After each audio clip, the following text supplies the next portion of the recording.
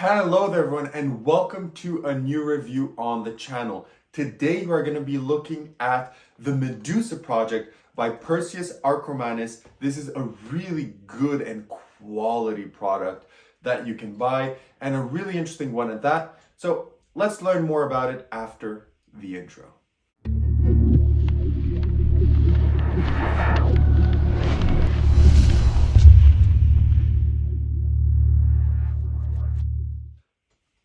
Perfect. So you decided to learn more about the Medusa project. Now, what is the Medusa project? The Medusa project is a collection of really well-made kind of rock products. And I know that's interesting for some, but you'll get what I mean as I present to you the effect and as I present to you what's in the box in a bit. But now I'm going to perform to you a very mainstream routine that you can do with some of the things that come inside of this box. Now you would introduce a deck to the spectators, and you'd mention, for example, if they've heard or if they know the legend of Medusa. And most people will know about it, and most people, are going to be familiar with it, and you open the topic of discussion. I won't do that here with you, but you can definitely play around with that. Now you tell them that you're going to try something here interesting with them regarding the legend of Medusa.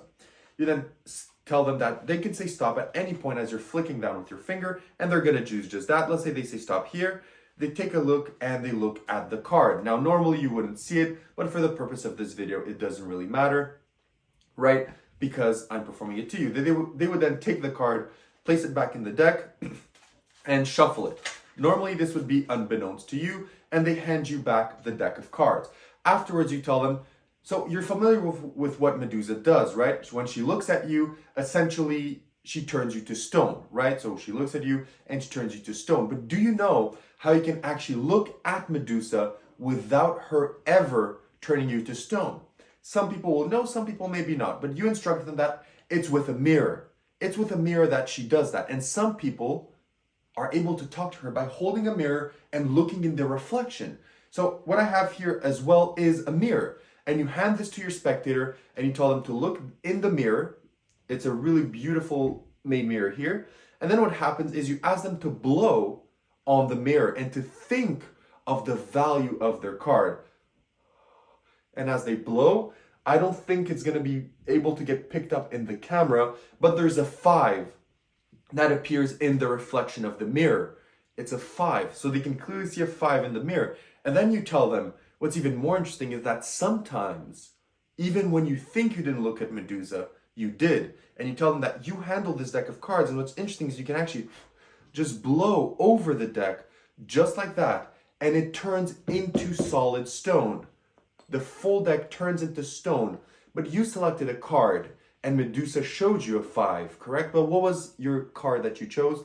They'll say the 5 of spades. And you tell them, of course, Medusa knew that you would choose the 5 of spades, and on the block of rock is the 5 of spades. Now, that is one of the routines that you can do with this project, and you can see how this plays around the theme of Medusa and makes this very, very interesting. Okay, so this is not the only thing you can do with this, and we're going to talk about that right now. So, where do you buy this? How much does it cost? And what do you get? So this is available at a lot of magic dealers. I got mine personally from Alakazam Magic, but I know that this is available at Vanishing Ink as well. And of course on Orion Magic, which is Perseus' personal website, you can also get it there. This will set you back 120 USD. And what you get is a lot of things. First, you get this really beautifully made mirror in which, of course, if you blow on it, it turns, a 5 appears from the air in your mouth. You then also get, of course, this beautifully stone-made rock. This is actually made of rock gimmick, which is going to be your reveal if you want to do kind of the deck trick. Then on top of that, you get some additional things here. Let me just make sure I open it without seeing the instructional video, which we're going to get to. You also get a lighter. So you get a stone lighter in your package. And also you get this, which is a stone Sharpie. So you get in your package, you get your mirror, your stone deck, your stone lighter, and your stone Sharpie. That is what you get with the purchase of your product, on top of two other things. One, an instructional video online. It's not super long. It just shows you how to do the routines, how to set everything up. Briefly, it talks to you about additional ideas, etc. A typical video. And you also get this. You get a booklet on top of your instructional video, which has the instructions and some of the techniques of how to perform these tricks inside. So to recap, you get your booklet, your instructional videos, which are on video, your Sharpie, your lighter, your deck, and your mirror for your purchase, on top of also a gimmick card that is going to be essentially the cover for your deck. Okay, so that is what you get with your package. Now let's talk about the gimmicks themselves before moving into the review, because these are indeed made of stone. Okay, these are gimmicks made of actual stone, actual rock. So these can break. If you take this and you drop it or slam it on the table, or you drop it while you're performing the deck and it slips and you drop it on concrete, it could break. It could withstand some of the shock and maybe just chip at the edges, which will make it still usable because it's a stone gimmick. But it could break. So you may be thinking, for $120, this is gonna break. But don't worry. If you go on Perseus' website, you can buy refills. The refills, I think, are around $20 to $40. I think these are cheaper. I think that these are $20, and this, I think, is maybe $40. I'm not so sure about the prices, but you can definitely buy refills. And if you buy directly from Perseus, for $30 more on your purchase, you can get a gimmick warranty. So you get a warranty on each of your gimmicks. So if ever any of these gimmicks break, you get a free replacement, one of each. So that's if you buy it directly from him. If you don't, you unfortunately won't have that warranty, but you'll still be able to buy the refills if ever these break. So I did want to mention that. So now that's all out of the way, let's get into the difficulty. Is this effect difficult to perform? And the answer is no, not really, because it's similar to your usual Omni deck. So if you perform Omni deck, it's pretty much the same performance, except, instead of doing that gag of, oh, let me see if I can find your card while they're holding it. Is it this one? No. Okay, let me try and find your card. Is it this one? Yes. And then they lift up their hand and it's a stone deck. You have to manipulate it a bit more, and you kind of show the deck and you blow and then it turns into stone. Okay, so there's a bit more manipulation going on here. But if you already do the Omni deck, the routine that I just performed for you is going to be a breeze. Nothing hard, nothing complicated. You're already familiar with what you're getting. Now, regarding the routines with the other props, those as well. For example, he shows you how you could use this at the start of the routine. For example, you heat something up with an actual lighter. You do, for example, a switch. So you switch in this and you just leave it on the table while you're performing something. And then let's say you're doing the deck. As the deck turns into stone, you're like, oh, wow, is everything that we've used turned to stone? And then you show that the lighter did as well. Similarly with the pen, again, if you're doing something with a signed card and then, you're transforming the deck, you're like, everything we touched turned to stone, and you even show that the Sharpie that they used to sign the card has turned into stone. So these are more accessories that you can do with the main prop and the main utility. Now, of course, you can use these without the deck and construct your own routines. He does give you a few ideas, but in general, these are going to be like additional things that turn to stone in the bigger routine. Okay, so difficulty-wise, if you can do an Omni deck and some simple switches, you're honestly fine. But I do think with the delicacy of the products and them being a bit more delicate and much more expensive, I don't think a beginner magician should move into something like this.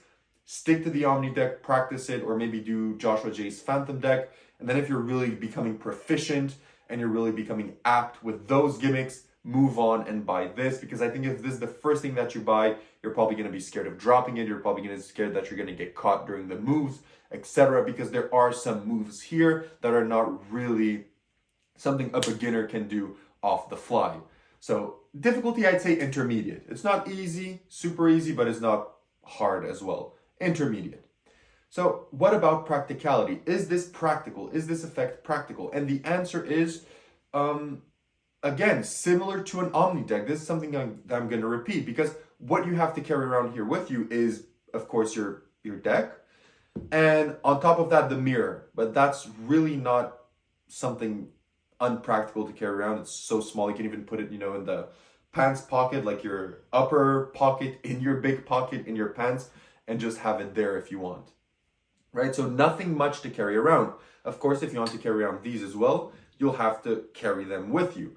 But now, practicality wise, you'll have to be wary of where you carry this.